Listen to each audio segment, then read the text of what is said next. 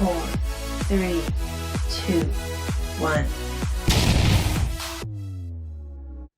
I really like stopping and talking to you all about things I've learned and my Bible studies. As I study the Bible, things that I've learned, and I try to relate and put into real world use. And sometimes I like to stop the series that I'm doing and just talk to you a little bit about whatever it is that God has placed on my heart. And this past Sunday, we were in Sunday school, and God was really dealing with me on something that was kind of what the teacher was talking about. She was talking about Moses, but as she was talking, God was really dealing with me on something different. And so the things I noticed about Moses' early life and about the things that he went through and about the things that he did um, was, think about it. The first 40 years of Moses's life, he learned how to rule. He was in the palace with the Pharaoh, and he got all the teaching of a future Pharaoh or a leader in Egypt. And he learned how to deal with people, and he learned how to rule over people.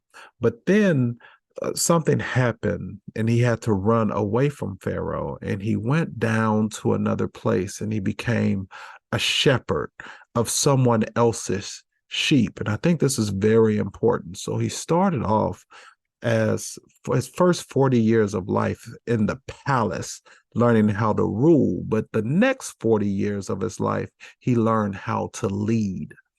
So the first 40 years of his life, he learned how to rule, but the second 40 years of his life, he learned how to lead. And God had a special purpose for Moses in this situation.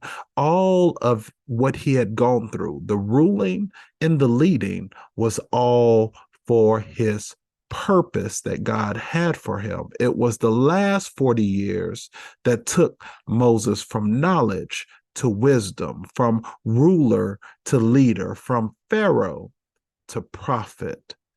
Now, and this really struck a chord with me because I started off my ministry uh, on a high. We were pastoring, and the church was growing, and we were doing all these things. I was preaching all over Houston, Texas. I was doing so much work. And then we moved from Houston to Seattle, where the ministry really slowed down. No one knew me in Seattle. See, in Houston, I had come up through the ranks. I was a young minister there, and I did that for years. And I was preaching at different churches and doing revivals, and people was getting to know my name and know who I was. So when I started a church, people kind of knew what was going on, and all these different things. And people had all these high expectations for this up and coming preacher. And then I moved and went somewhere where no one knew me. And now I don't have those same opportunities. I didn't have those same things, but I was going through a learning process. I was no longer, and now I'm in Los Angeles and I'm going through the same type of thing. But I believe that God is taking me from a preacher who just had an opportunity to be a pastor to now I'm a pastor who just has the opportunity to preach. You understand what I'm saying? It God has switched the thing, just like he did with Moses. He took him from a ruler to a leader. He took him from knowledge to wisdom. He took him from a Pharaoh to prophet. What God wanted from him and what God had for him. And I think someone else might be going through the same type of situation where God is taking you through some things where you started off high and now you're down, and you're probably looking at yourself disappointed, looking at your situation disappointed, saying, hey, I was here and now I'm here. I was doing better than what I'm doing right now. And I'm here to tell you that it's all a part of God's plan for your life. He's taken you from one place to another, but it's all preparation for your purpose. God is really trying to work something out for you and really trying to do something in you, but he has to take you from where you were to where you're going to be. Remember, we can have knowledge, but we have to go through some things. We have to use our knowledge before it becomes wisdom.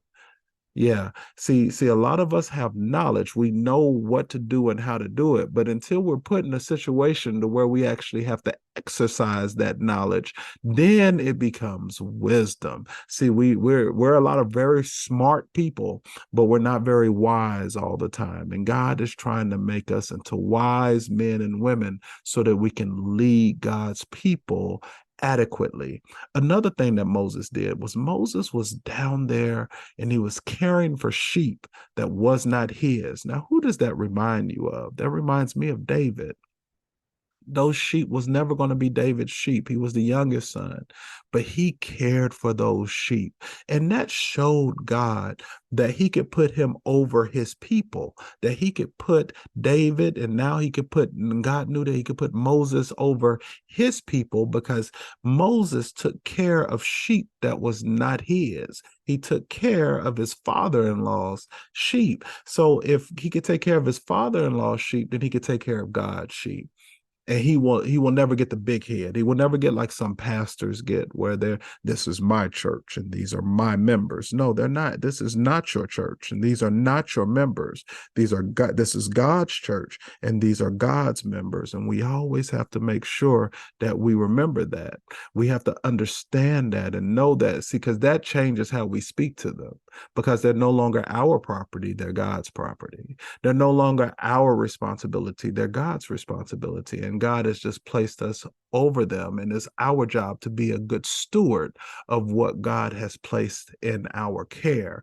But these sheep, these people, these souls are never going to be our souls. They are always God's souls. So they deserve a modicum of respect. They deserve that loving kindness. That yes, they might say some things against you. Yes, they might upset you. God's people can be so loving and so contrary at the same time. You got to understand that. But you know what? We still have to love on them because that is not ours. We are to treat God's people the way we treat a loan car.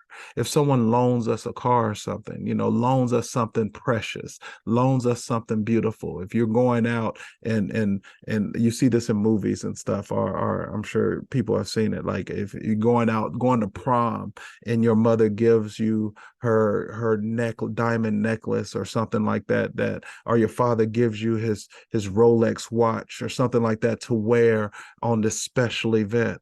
Well, you're going to take care of that watch. You're going to take care of that necklace. You're going to make sure that you bring it back to them. You're going to treat it with care. Make sure you bring it back to them in just as good a condition as it was when they gave it to you. Well, that's how we should deal with God's people, because they are precious. They are so precious to God. And we know he has been so kind and so gracious to allow us to lend them to us for now, for just this time. So we are to make sure we take good care of it. We are to be mindful of them. We are to take care of them. We are to make sure that when we give them back to God, that it is in just as good a shape, at least, or better than they were when he gave them to us. And that's the responsibility of a pastor. That's the responsibility of an elder. That's the responsibility of a parent with our children, because they are just gifts given to us. While we're here, we are to take care of them, love on them, provide for them until it's time for us to give them back to the Father, to our Father, which is in heaven. All right, that's all I got for you today. Just a little common sense saying and what God has really been dealing with me on. But you might feel like you are not where you're supposed to be. You might feel like you're not far enough along where you think you are, but all of this is a part of God's plan, and God is just working it out for your good. And like I always say, it's one of my favorite sayings that I use: if it's not good, it's not over, because everything that God is in has to be good, has to turn out good, has to end up good. So if it's not good, that simply means it's not over. Keep living, keep pushing, keep resisting, and keep moving forward in God. And I promise you, it will end up good. God bless you.